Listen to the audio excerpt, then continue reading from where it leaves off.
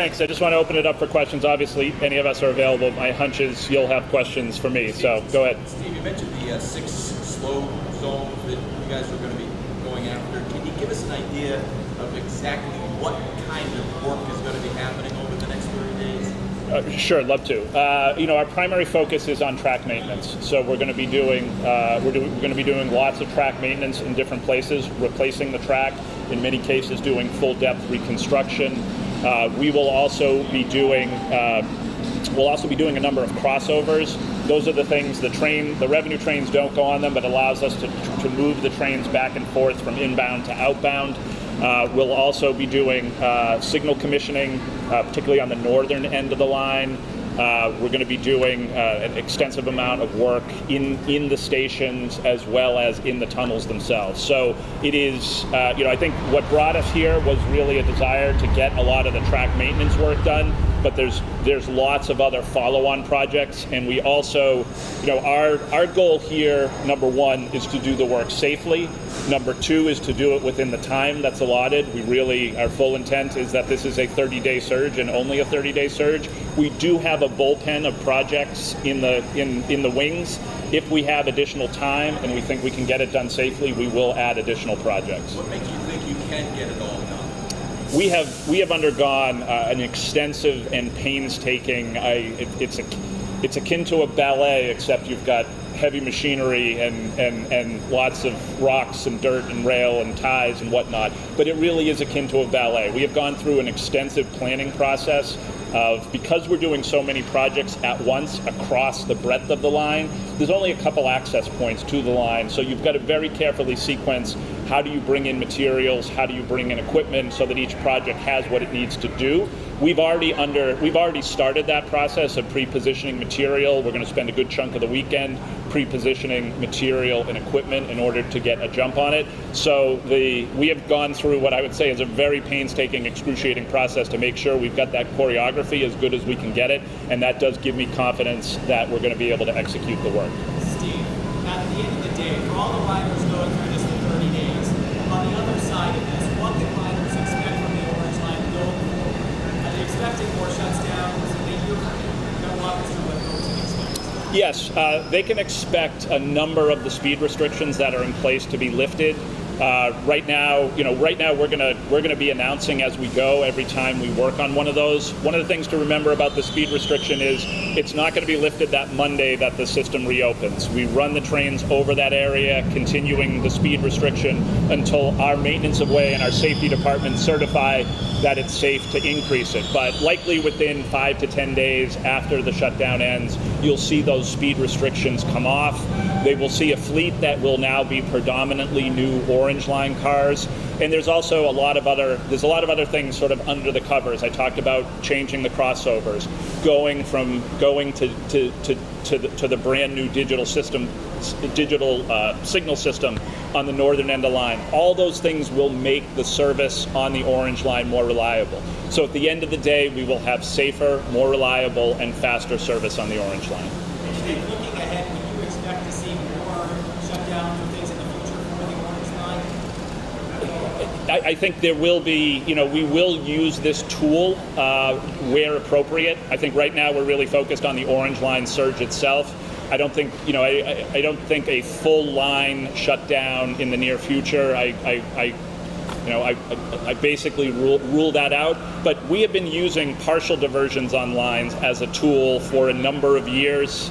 Right now we have a partial closure on the Green Line, on the E branch of the Green Line. So we will continue to use that as a tool. This one is just so dramatic because it's the entire line and obviously has a more substantial disruption, and that's why we've taken the time to communicate as much as we have about it. I have 2 questions really quick. Is the September 18th deadline a hard deadline, or if need be, could it go further?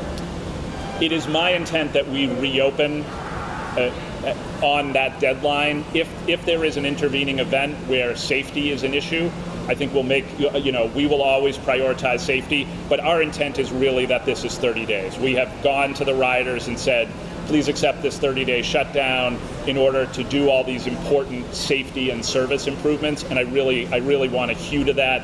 And I think everyone at the T is focused on hitting that deadline. And we will do, I think, as we've done multiple diversions, the key is doing a review early enough in the process to understand if there is some issue with productivity or slippage that you've made an adjustment. So I don't rule it out 100%. If there is a safety issue, we will always prioritize safety, but our intent is to open up in those 30 days. And secondly, I've been to several orange stops throughout this past week, and talking to several ambassadors, not all of them feel like they're getting all the information they need to be able to pass on to the riders.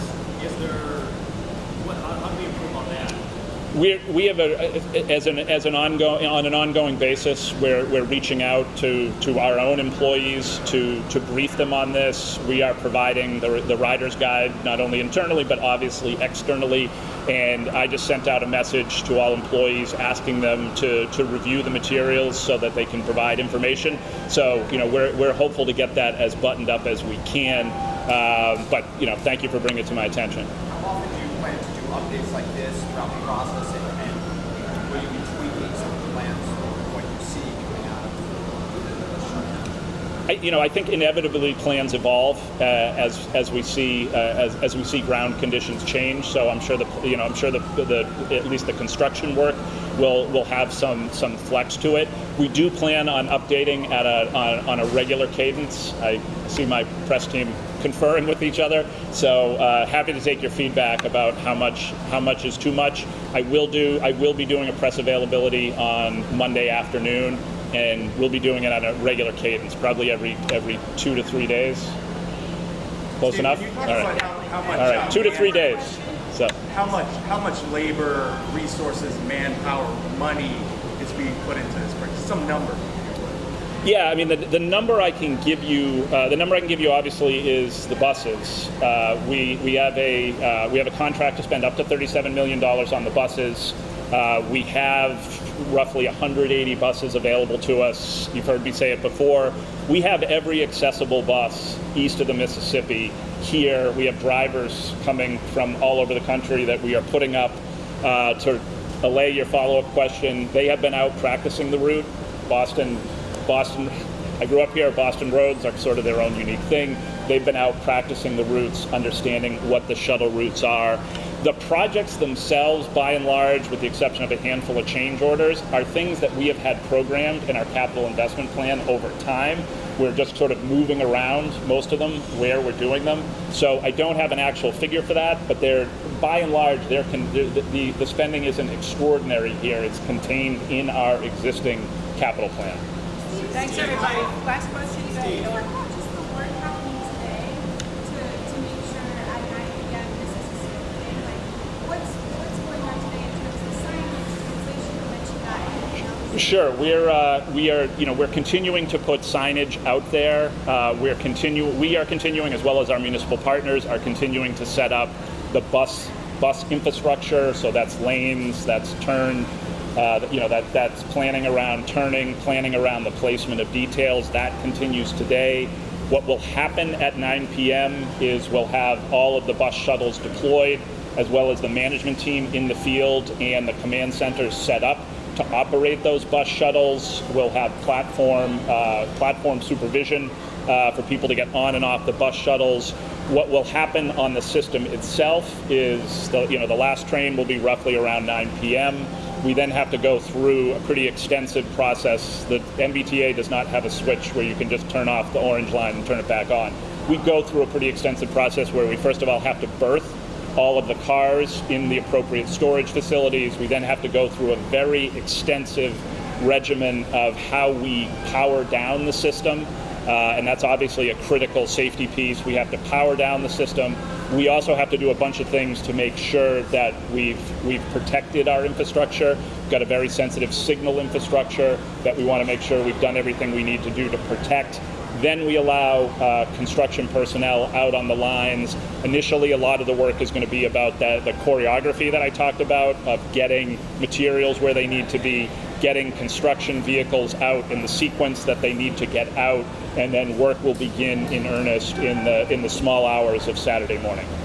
What should operators be doing during this time? Operators will be engaged in a number of activities. They'll be assisting, they'll be among the folks who are on platforms assisting people in wayfinding to the shuttles and actually getting on the shuttles themselves. To the extent that they have availability, they'll be doing safety certification and safety training. So, well, one of the questions that's come up is, okay, you've got all these operators. Are they just? Is it 30 days of free time? It is not. There is going to be plenty of work to be done. And to the extent that there isn't work to be done, we've got lots of safety training and safety certification that we want to get ahead of the curve on. So they will be fully engaged throughout the process. Steve, Thanks everybody for coming. We'll have other I have media two quick avails. questions for you, Steve. I'm sorry to interrupt you. The green line, when does that shutdown officially begin on August 22nd? It begins at the beginning of service, so 5 a.m. on August 22nd, and then it runs through, I believe, Same date. Okay, so it runs through the entire. It runs through towards the end, and then the orange line and that northern end of the green line will reopen at the same time. So it's basically a weekend. It starts after the weekend. We've got all this online. Does everybody have the website for Bully Better Tea? So it's MBTA.com, BBT 2022. So, Great. so Thank you. everything's online. Thank you all for coming. Appreciate your assistance in getting this out. We'll be talking to you regularly throughout this, and I just want to close by thanking first our riders for their patience, and also I want to thank all the MBTA employees who have worked so hard to put this together and make all of this important work happen. So thank you. Look forward to talking to you over the next 30 days. Thank you.